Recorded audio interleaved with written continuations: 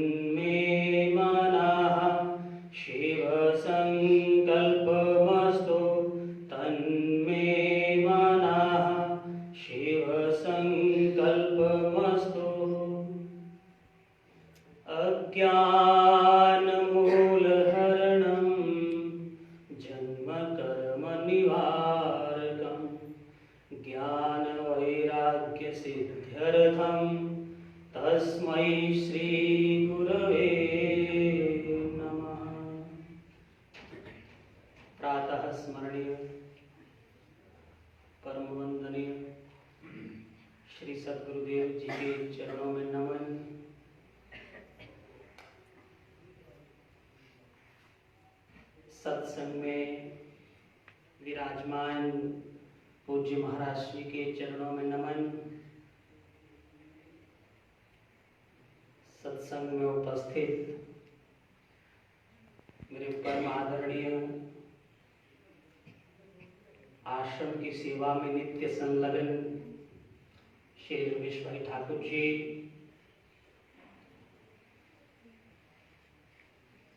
वह जिनके माध्यम से सत्संग का प्रचार का इस आश्रम को वर्तमान समय तक नित्य लाभ प्राप्त होता रहा है, ऐसे श्री अमन भाई जी, हमारे संगीत वादक भाई श्री बंटो जी, हमारे श्री गोविंद जीवन संस्कृत महाविद्यालय के प्रिय विद्यार्थी, आप सभी हमारे गुरु भाई बहने, भक्तिमती माताओं, आप सबके भीतर विराजमान आत्म तत्व को प्रणाम करता हुआ कुछ मिनटों तक आपसे हम मिलजुल कर आगे चर्चा करते हैं। आज संक्रांति के इस पावन पर्व पर गुरुदेव के आश्रम में हम सब लोग इकट्ठा हुए हैं। निमित्त है संक्रांति का सत्संग। पूज्य गुरुदेव या कोई भी संत महापुरुष जीव को जगाने का प्रयत्न करते हैं तो उसका मूल रूप से जो निमित्त रहता है वह सत्संग ही रहता है। सत्संग जीव को जो दुनिया का जो भय है, ये डरावना जो संसार है, इससे परे करता है। अभी हम श्रवण कर रहे थे, हमारे महाविद्यालय के विद्यार्थी गीता पाठ का वाचन कर रहे थे और पिछले ही कल श्रीमद् भगवद गीता की जयंती भी मनाई गई। तो आज थोड़ा सा गीता के ऊपर ही हम परिचर्चा कर लेते हैं। श्रीमद् भगवद गीता के दूसरे अध्याय में, जिसका नाम है सांख्य योग। सांख्य शब्द का अर्थ यहाँ हम सामान्य रूप से ज्ञान से लेते हैं। तो श्रीमद् भगवद गीता का जो ज्ञान रूपी सत्संग है तो कैसा है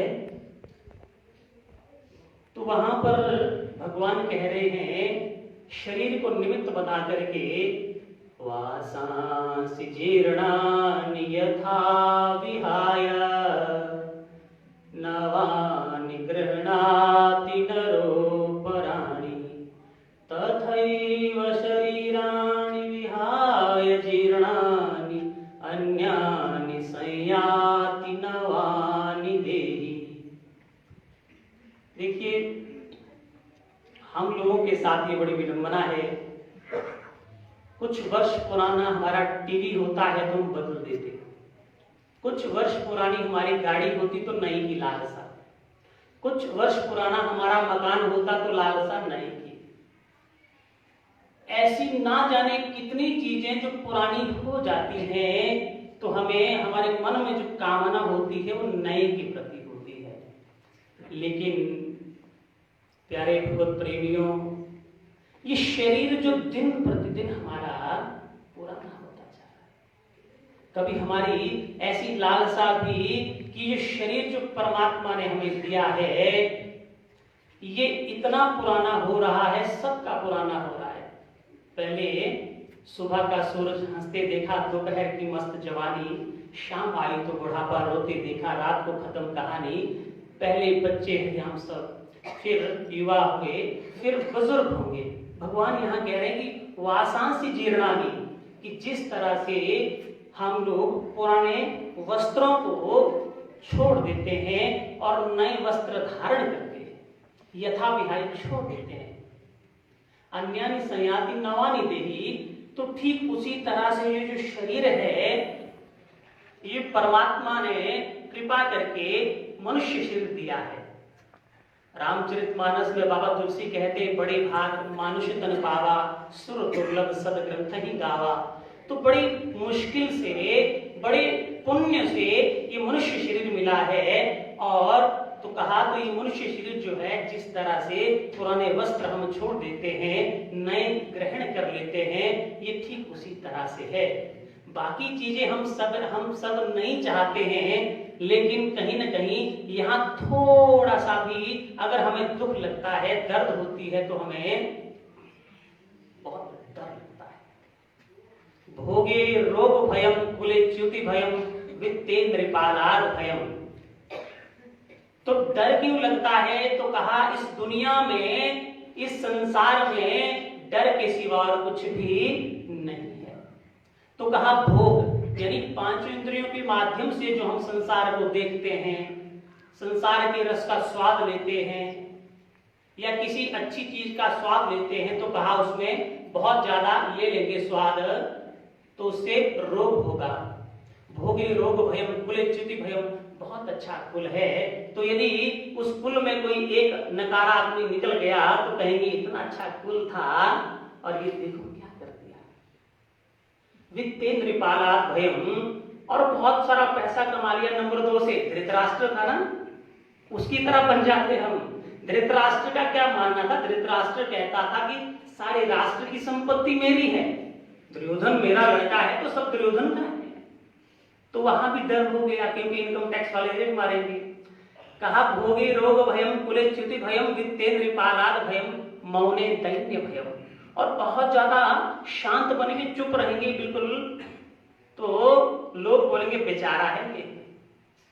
मौने दैन्य भयम बलि रिपु भयम, और बहुत बलशाली पहलवान हो गए तो कोई ना कोई तो हमसे भी ज्यादा बलवान होगा, डर तो फिर भी है। भोगे रोग भयम कुले च्युति भयम वित्ते नृपालाद भयम मौने दैन्य भयम बलि रिपु भयम, और आगे कहते हैं काई कृतांताद भयम, और शरीर मिल तो गया मनुष्य का, लेकिन डर किसका है? तो कहा मृत्यु का, कि एक दिन हमने मरना है।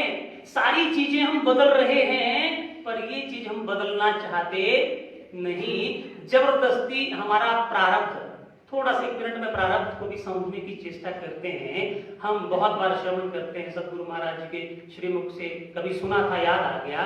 प्रारब्ध बेसिकली अंतिम समय की हमारी जो इच्छा होती है, और अंतिम समय में मेरे अंदर वृत्ति आई कि यार ये काम तो रह गया, तो बस उसी काम को करने के लिए हमें फिर आना पड़ता है। वो प्रारब्ध है। और आगे ये कहते हैं तो क्या कह दिया कि काय कृतांताद भयम, फिर कह दिया सर्वं वस्तु भयान्वितम भुवि नृणाम, सभी वस्तुएं इस दुनिया में, इस संसार में मात्र डर देने वाली हैं। एकमात्र चीज है वो है वैराग, कि जिससे डर नहीं होता। लेकिन वो वैराग हमारे सतगुरुदेव पूज्य महाराज श्री, हमारे सामने विराजमान पूज्य महाराज श्री, ऐसे महापुरुषों को वैराग आता है। हमें ये वैराग क्यों नहीं आता, ये हम अपने भीतर झांक के देखें। बस एक छोटा सा 2 मिनट का दृष्टांत वैराग के ऊपर। आप सब जानते होंगे राजा जनक थे और वेद व्यास के सुपुत्र शुकदेव जी थे, जिन्होंने भागवत की कथा श्रवण करवाई थी। तो उनको वेद व्यास जी ने कह दिया कि तुम ज्ञान ज्ञान करते रहते हो, मेरे पास कुछ ज्ञान नहीं है, तुम ऐसा करो राजा जनक के पास जाओ ज्ञान के लिए। तो लड़का जो ज्ञानी था, परिव्राजक था, उसके मन में संदेह उत्पन्न हुआ कि मेरे पिताजी तो अष्टादश पुराणेषु 18 पुराण लिखने वाले हैं और ये कह रहे हैं कि उस राजा के पास जाओ, ये क्या बात आ गई। जब वो चले स्नान के लिए, सुबह का समय था, स्नान करके वापस आए तो एक प्रतिहारी, एक द्वारपाल आया, महाराज आपके राजमहल में आग लग गई। तो जो पुत्र शुकदेव थे उन्होंने कहा अरे मेरी तो धोती भी वहीं जल जाएगी, और दौड़ने लग पड़े धोती को बचाने के लिए। और पीछे राजा जनक को सुना उन्होंने, तो राजा जनक उस प्रतिहारी को जवाब दे रहे हैं कि महल जलता है तो जलने दो, मुझे जो मेरी मस्ती है, मुझे जो मेरा आनंद है उसमें जीना है, तुम लोग आग बुझा सकते हो तो बुझाओ। तो ये वैराग का उदाहरण हमारे सामने, और वो तो हमने शास्त्रों में पढ़े हैं। हमारे समक्ष वैराग का उदाहरण पूछे हमारे सदगुरुदेव जी, जिनकी कृपा से इस सत्संग का हम श्रवण कर रहे हैं। बस ज्यादा न कहता हुआ इतनी सी बात कि दुनिया की सारी चीजें डर देने वाली है, एक सदगुरुदेव की कृपा और वैराग उनके माध्यम से आए, वही डर नहीं देता। बोलो सच्चिदानंद भगवान की जय, श्री सद्गुरुदेव महाराज की जय। शास्त्री जी ने सुंदर शब्दों के साथ मृत्यु का भय, सिर की महिमा सुनाते हुए सुंदर शब्द सुनाए। अच्छा लगा। अभी अनुरोध करूंगा आदरणीय श्री भाई विजय गुप्ता जी से 10 मिनट के लिए वो हमें अपने वचन सुनाएंगे। आदरणीय श्री भाई गुप्ता जी।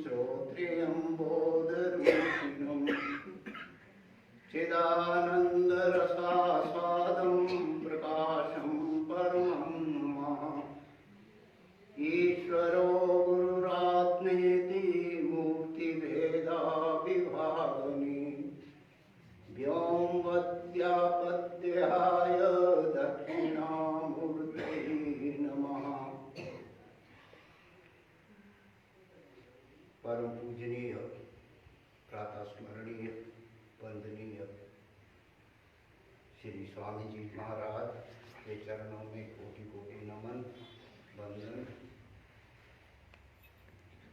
मंचस्थ महात्मा प्रेमानंद जी महाराज को वंदन। आदरणीय रमेश भाई जी को वंदन। आदरणीय अमर जी को वंदन तथा सभी गुरु भाई बहनों और प्रभु प्रेमियों, आपको भी आज बड़ी खुशी का दिन है कि संक्रांति के शुभ अवसर पर हम गुरु ग्रह में भगवत चर्चा के लिए एकत्रित हुए। ये बड़ा सौभाग्य की बात है कि हम इतने लोग जो हैं इस चर्चा में भाग ले रहे हैं, क्योंकि संसार में बहुत से लोग हैं जो इधर उधर घूमते हैं, परंतु उनको इस चर्चा में आने की फुर्सत नहीं होती है। क्यों? क्योंकि वो माया के जाल में, माया बस दूसरे कामों में ही, बाहर के कामों में ही पड़े रहते हैं, इस और उनका ध्यान नहीं जाता है। प्रायः ये बताया गया है कि जब कभी भी हम किसी तीर्थ में जाएं, किसी मंदिर में जाएं, किसी आश्रम में जाएं, तो वहाँ पर अपना अभिमान छोड़ करके, अपने विचार शुद्ध करके जाना चाहिए, तभी हमारा वहाँ जाने का फायदा होता है। जितने भी संत जन हैं, जितने भी तीर्थ बने हैं, ये कैसे बने हैं? ये इन तीर्थों पर किसी महापुरुष ने, किसी संतों ने बहुत सारी तपस्या की होती है। जब संत पुरुष तपस्या में लगन, उसमें तपस्यारत होते हैं, तो वहाँ का वातावरण जो है वो सारे का सारा शुद्ध हो जाता है। तभी तो ये तीर्थ बनते हैं और उनकी वाइब्रेशंस जो हैं, उनकी जो तरंगे हैं, वो बहुत देर तक चलती रहती है। और तभी तो हम सब लोग जो है उन तीर्थों में जाते हैं, वहाँ जाकर के मन को शांति मिलती है। क्यों? क्योंकि वो तरंगे जो हैं, हमारे जो अंदर से तरंगे निकलती हैं, उनका वो शमन कर देती है। तभी तो जितने भी महापुरुष हैं, उनको चलते फिरते तीर्थ कहा गया। और कई जगह तो ऐसा कहा जाता है कि संत जन जो हैं वो एक लाइट हाउस की तरह होते हैं, एक एनर्जी का पुंज होते हैं। ऐसा बताया जाता है कि संत जनों के पास जाकर के जब हम बैठे तो मौन होके अपने सब विचार त्याग करके उनकी शरण में बैठे रहें, उनको देखते रहें। भले ही हम उनसे ना भी कुछ मांगे तो भी बहुत कुछ जो है वो हमें दे देते हैं। इसका हमें पता नहीं चलता है। वो कैसे पता नहीं चलता है?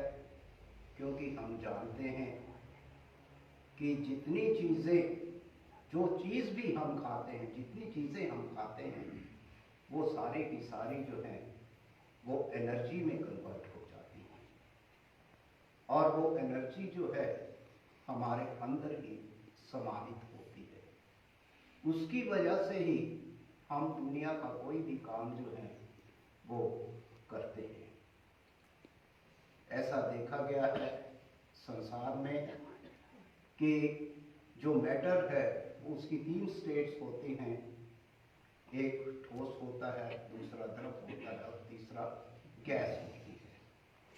तो जब ठोस जो है वो विगलित होता है तो वो तर्क में बदल जाता है, द्रव में बदल जाता है। जब वो विकलित होता है तो गैस में बदल जाता है। जब गैस विकलित होती है तो ये एनर्जी में बदल जाता है।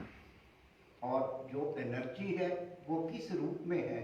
वो वाइब्रेशंस के रूप में होती है, तरंगों के रूप में होती है। और जो नई चीज जो है, जो सिर्फ हमें अध्यात्म में ही मिलती है, ये सारी चीजें जो हैं, ये जो हमने अभी कही मैंने, ठोस से तरल और तरल से गैस और गैस से फिर एनर्जी में जो कन्वर्शन है, ये तो हम पढ़ते भी हैं, ये हमारी इस विद्या में आता है। मगर आध्यात्मिक विद्या